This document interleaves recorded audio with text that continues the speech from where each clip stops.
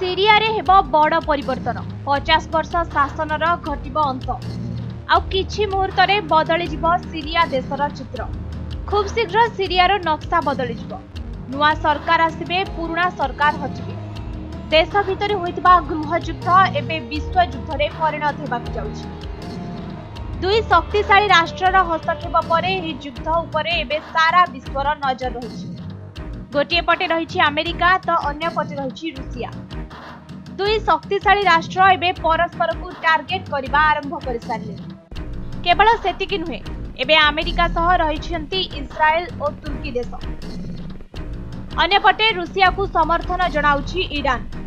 एणु युद्ध एबे केउ मोड़ नेब एनै किछि स्पष्ट सूचना मिलु नाही। अन्य पटे रूसिया राष्ट्रपति व्लादिमीर पुतिन को कहबा अनुसार 48 घंटा भितरे एही युद्ध रे पूर्णछेद पड़िबो। एबे सुधा 24 घंटा बीती सारिलाणी। आउ मात्र गोटिए दिन रहिछि रूसिया हातरे। मात्र पुतिन कर कोन प्लान रहिछि एनै किछि सूचना मिलु नाही।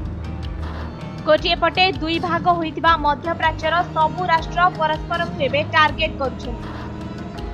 मात्र अन्य पटे तहिर अल शाम ग्रुप एबे सीरिया रे ध्वंस लीला रचुछि।